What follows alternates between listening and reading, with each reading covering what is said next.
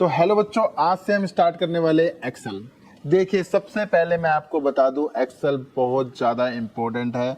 देखिए, आप अच्छे अकाउंटेंट बनने जा रहे हो तो आपको एक्सेल आना बहुत ज़्यादा इम्पोर्टेंट। क्यों? क्योंकि आपको बहुत सारी फाइल्स एक्सेल के थ्रू बनानी पड़ती हैं, बहुत सारी रिपोर्ट्स एक्सेल के थ्रू बनानी पड़ती हैं।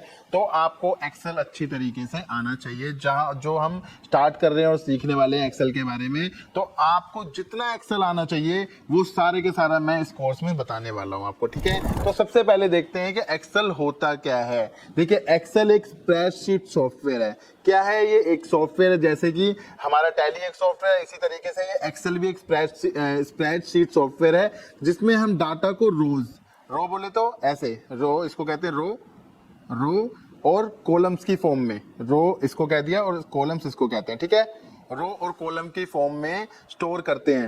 मतलब डाटा को हम क्या करते हैं, रो की फॉर्म में, कॉलम की फॉर्म में स्टोर करते हैं। मैं आप आगे बताने वाला हूं, अभी जस्ट थोड़ी सी थ्योरी बता रहा हूं ताकि आपको थोड़ा सा समझ में आए कि होता क्या है, ये है क्या। तो सबसे पहले आप एक चीज समझ लो, ये एक सॉफ्टवेयर है। ये क्या होता है, हम जो डाटा है ना, जो हम टाइप करते हैं, जैसे टैली में क्या करते थे हम, वाउचर्स के अंदर एंट्री की फॉर्म्स में डाटा को स्टोर करते। तो इसमें क्या होता है, इसमें डाटा रोज और कॉलम्स की फॉर्म में स्टोर होता है। ठीक है, यही वाली बात इसने बोली है। और पर्टिकुलर क्या करते हैं, उस पर कैलकुलेशन करते हैं, एनालिसिस करते हैं और रिपोर्ट बनाते हैं। हम क्या करते हैं, मतलब रोज के अंदर कुछ डाटा डालते हैं, उनको कैलकुलेट करते हैं, उनको एनालाइज करते हैं एंड देन रिपोर्ट बनाते हैं। बस आप ये चीज समझो, बाकी इसको रटने की कोई जरूरत नहीं है कि भाई ये क्या चीज है। बस मैंने आपको एक सिंपल सी डेफिनेशन बता दी सो दैट आपको पता चले। कुछ भी याद नहीं करना है आपको, सारा का सारा जब प्रैक्टिकल बताऊंगा, जब सब कुछ समझ में आ रहा होगा कि रो क्या है, कॉलम क्या है, डाटा क्या है, क्या एनालिसिस करना है, क्या कैलकुलेशन करना है, सब समझ में आएगा। बस अभी ये समझना है कि हम जो एक्सेल सीखने जा रहे हैं एक ये सॉफ्टवेयर है। ठीक है, अब इसमें क्या होता है, माइक्रोसॉफ्ट एक्सेल का यूज होता क्या है, मतलब होता क्यों है या कैसे होता है, कुछ भी मान लो। एक तो सबसे ज्यादा इसका यूज होता है अकाउंट एंड फाइनेंस में, जो हम काम ही करने वाले, अकाउंटिंग का काम करेंगे, फाइनेंस का काम करेंगे। सैलरी बनाने में इसका यूज होता है। कई बार हम क्या करते हैं, सैलरियां इसी के थ्रू बनाते हैं कि ये पर्सन को, पर्टिकुलर पर्सन को इतने दिन की सैलरी, इतने घंटे की सैलरी, ये वर्क आवर्स है, इतने मल्टीप्लाई करके, तो इसके थ्रू भी हम क्या करते हैं, सैलरी की डिटेल बनाते हैं। ठीक है, जीएसटी की और टैक्स की कैलकुलेशन करने में भी इसका यूज होता है, अटेंडेंस बनाने में इसका यूज होता है, चार्ट्स बनाने में और डैशबोर्ड बनाने में भी इसका यूज होता है। ठीक है, और ये कैसे होता है, कैसे नहीं होता, ये मैं सारा का सारा आपको प्रैक्टिकल बताने वाला हूँ। आपको यहाँ रटना कुछ भी नहीं है, रटने वाला काम ही नहीं है ये। बस मैं इसलिए थोड़ा सा आपको, स्टार्टिंग है क्लास की, तो इसलिए थोड़ा सा आपको बता रहा था कि एक्सेल होता क्या है। आप सिंपल सा समझो, एक्सेल एक सॉफ्टवेयर है जिसके अंदर हम कैलकुलेशन करते हैं। रो की फॉर्म में और कॉलम की फॉर्म में कैलकुलेशन होती है, उसको एनालाइज किया जाता है डाटा को, एंड रिपोर्ट तैयार की जाती है। और कुछ भी नहीं है। कहाँ का यूज होता है, अकाउंटिंग फाइनेंस में यूज होता है, सैलरी बनाने में, जीएसटी कैलकुलेशन में, अटेंडेंस बनाने में, चार्ट्स बनाने में, बैलेंस शीट बनाने में, बहुत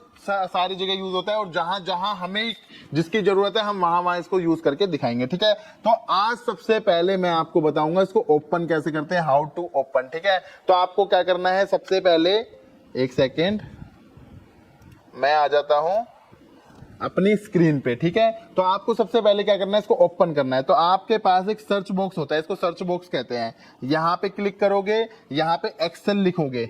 ठीक है, एक्सेल लिखते ही देखिए यहाँ पे एक्सेल आ जाएगा, इस पे एंटर कर दोगे, आपका एक्सेल क्या हो जाएगा, ओपन हो जाएगा। तो सबसे पहला तरीका क्या हो गया, सबसे पहला तरीका हो गया, सर्च बार में जाना है, एक्सेल टाइप कर लेना है, आपका क्या है, एक्सेल ओपन हो जाएगा। जो अभी हमारा ये ओपन हो गया। ठीक है, ये हमारा क्रॉस है, जो ये क्लोज का बटन होता है। देखिए, बहुत सारी चीजें आपको ऑलरेडी पता होंगी, जो मैं ये बेसिक सा बता रहा हूँ आपको सबको पता होगा। ठीक है, मोस्टली, लेकिन ऐसे बच्चे हैं जिनको नहीं पता है तो वो सीख लेंगे। बाकी जिनको पता भी है ना, वो क्लास को पूरी देखना, कुछ नई चीजें आपके सामने आएंगी। ठीक है, नहीं तो क्या होगा, एक बार रिवीजन हो जाएगी। ठीक है, तो क्रॉस करेंगे, इसको बंद कर देंगे। ओके, फिर सेकंड दूसरा तरीका क्या है, दोबारा मैं किस पे आ गया, अपनी स्क्रीन पे आ गया, डेस्कटॉप की स्क्रीन पे आ गया। हमें क्या करना है, विंडो प्लस आर प्रेस करना है। क्या करना है, विंडो प्लस आर प्रेस करना है।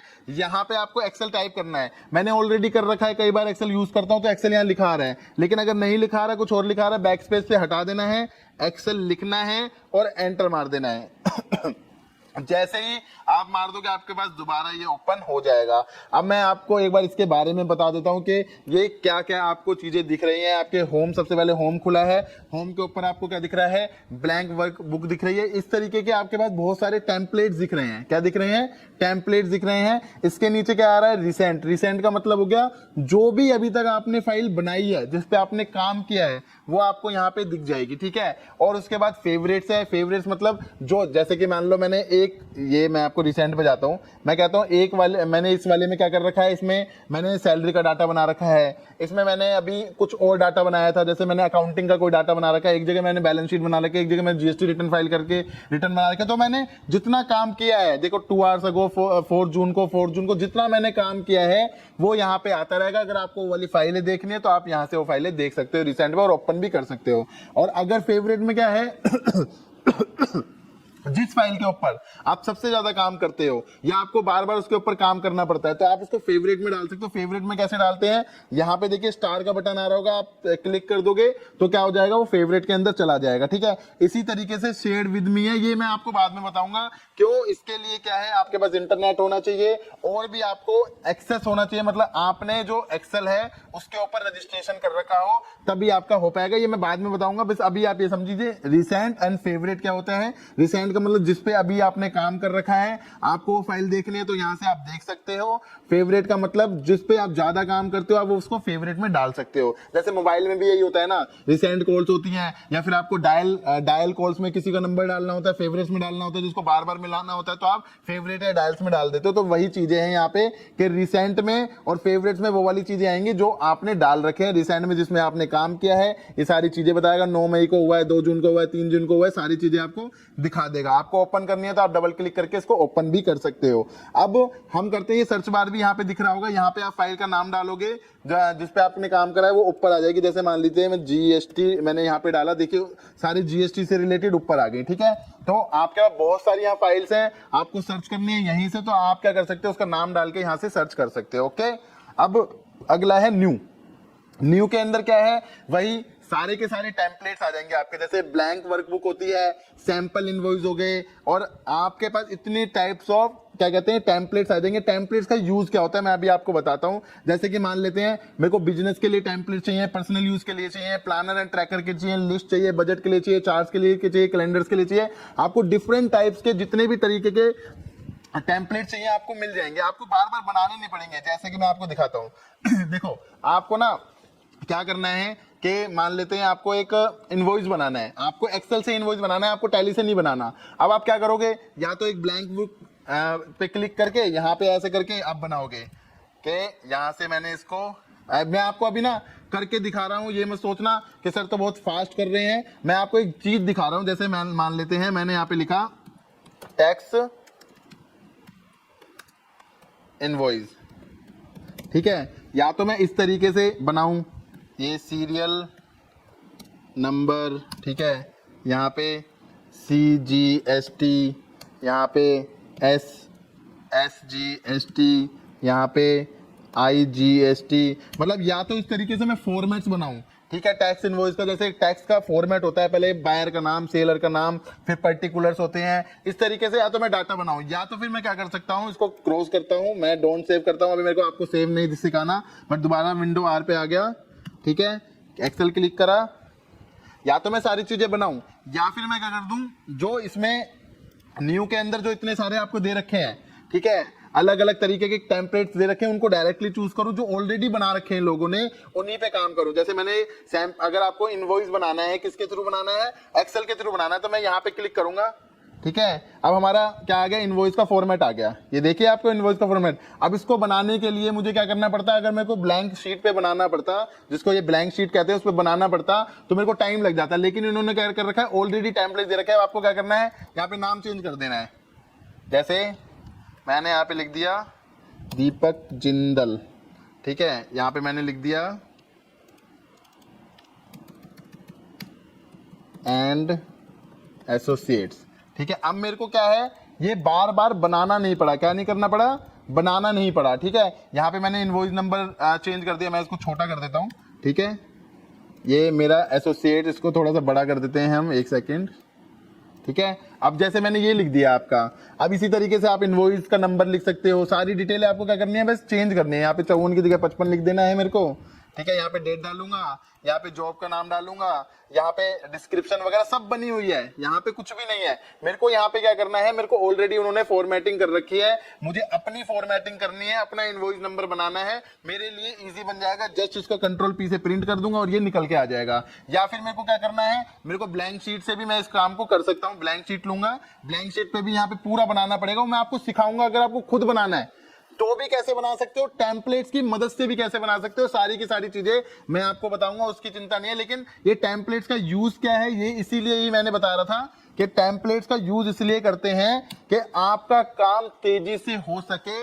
आपको जिस तरीके के टेम्पलेट्स चाहिए, आपको ये नहीं है कि बार बार सारे बनाने पड़ेंगे, आपको जस्ट क्या करना है, क्लिक करना है, ऑलरेडी बने पड़े हैं, आपको क्या करना है, वहां पे डाटा फिल करना है और काम स्टार्ट कर देना है। लेकिन अगर आप ये खुद भी बनाना चाहते हो तो आप खुद भी बना सकते हो, वो भी मैं आपको दिखाऊंगा। जब हम एक्सेल में पूरा एक्सेल सीखेंगे तो रोज को कंबाइंड करना, मर्ज करना, छोटा बड़ा करना किस तरीके से, क्योंकि देखो ये अगर मैं टेम्पलेट बोलूं, ये वाला टेम्पलेट जैसे है, ये भी ऑलरेडी बनाया गया है। कहां पे बनाया गया है, एक्सेल पे बनाया गया है।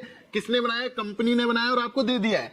इसका मतलब ये एक्सेल पे बन सकता है। तो आप भी सेम टेम्पलेट को एक्सेल पे बना सकते हो, लेकिन आपको बार बार मेहनत नहीं करनी पड़े। कंपनी को पता है कि नॉर्मल किस चीजों की जरूरत पड़ती है लोगों को।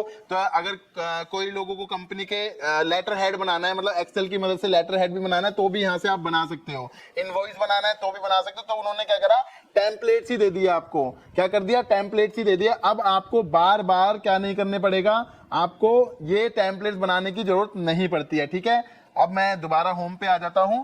आपको इतनी चीजें समझ में आ गई होंगी। एक सेकंड में वहीं से विंडो स्टार्ट करता हूं ताकि आप कंफ्यूज ना हो, क्योंकि मैं अगर किसी पॉइंट से स्टार्ट करूंगा ना तो आपके पास ऑप्शन खुल जाएंगे। जैसे ही ऑप्शन खुलेंगे आप कंफ्यूज हो जाओगे, इसलिए मैं बार बार बंद कर रहा हूं उसको, क्योंकि वहां से अभी मैंने ओपन करके दिखाऊंगा आपको तो और ऑप्शन खुल जाएंगे, आप कंफ्यूज हो जाओगे। ठीक है, तो अभी दोबारा विंडो आर करके मैं दोबारा एंटर कर देता हूँ। एक्सेल ऑलरेडी टाइप है।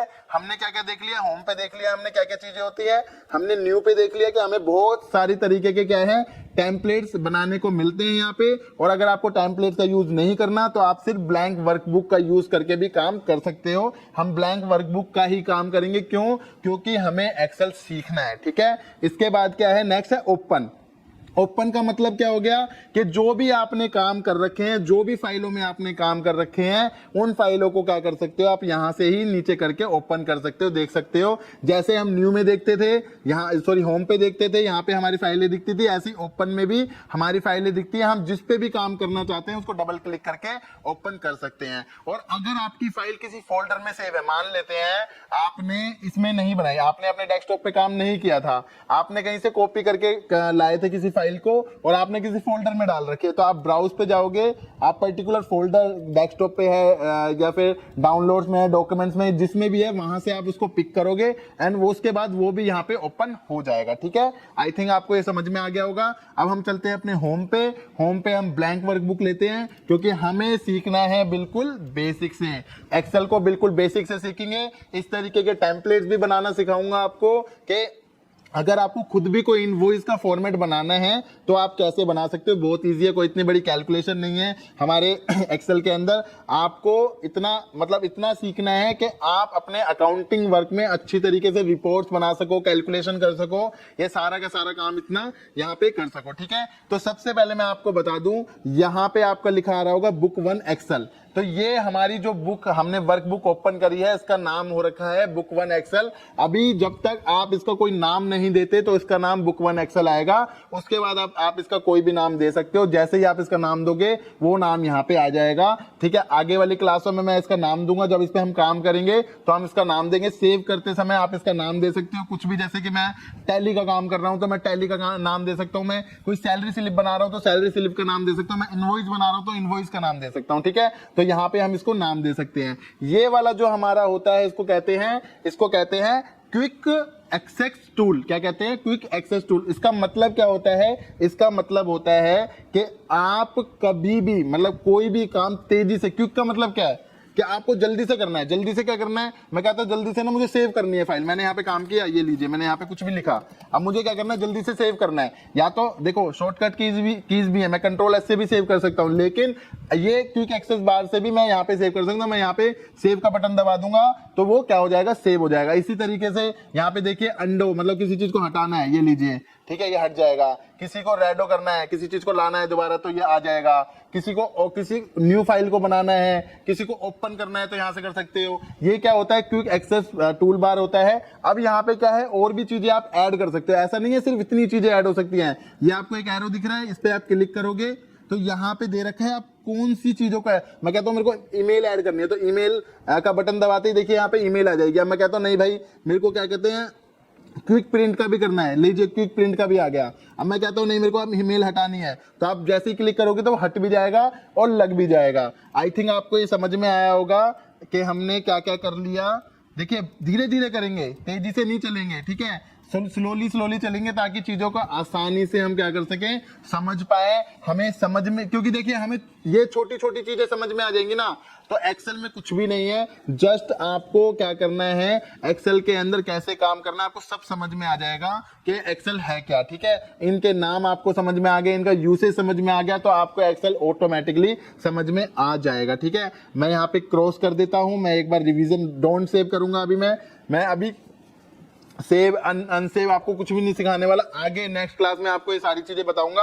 आज हमने क्या सीखा, आज हमने सीखा कि एक्सेल क्या है, एक सॉफ्टवेयर है। क्या सीखा, एक्सेल एक सॉफ्टवेयर है जिसका यूज अकाउंटिंग में होता है, शीट्स बनाने में होता है, सैलरी स्लिप बनाने में होता है, इनवॉइस बनाने में होता है, ये सारी चीजों में इसका यूज होता है। इसके दो तरीके हैं ओपन करने के, या तो आप सर्च बार में जाके यहाँ पे एक्सेल सर्च कर लो और एंटर कर दोगे तो आपका एक्सेल ओपन हो जाएगा। सेकंड तरीका है आपका विंडो प्लस आर। क्या है, विंडो प्लस आर आप यहाँ पे करोगे तो यहाँ पे आपको एक्सेल टाइप करना पड़ेगा। एक्सेल अगर ऑलरेडी टाइप है तो ओके करना है, अगर टाइप नहीं है तो एक्सेल लिखना है और ओके का बटन दबाना है, एंटर का, आपका एक्सेल ओपन हो जाएगा। यहाँ पे मैंने आपको बताया था होम पे आपको बहुत सारी तरीके की वर्कबुक मिलेंगी, आपका रिसेंट जो भी आपने काम कर रखा है वो आपको दिखने लगेगा।